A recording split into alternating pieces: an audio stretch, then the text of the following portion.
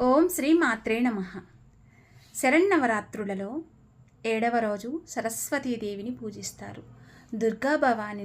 దుర్గాదేవిని సరస్వతీదేవి అలంకరణతో పూజిస్తారు. సరస్వతీదేవిని పూజించడం వలన, ఆరాధించడం వలన చదువు బాగా వస్తుంది, జ్ఞానం వస్తుంది, మేధస్సు పెరుగుతుంది, సంస్కారవంతులుగా ఉంటారు, సంస్కారం వస్తుంది. అలాగే ఆ తల్లి అనుగ్రహం వలన ఏదైనా కూడా మనము ఏ విజయమైనా చేకూరలేకపోతే ఆ విజయాన్ని అందిస్తుంది సరస్వతీదేవి. అందుకే సరస్వతీదేవిని మనం పూజిస్తాము.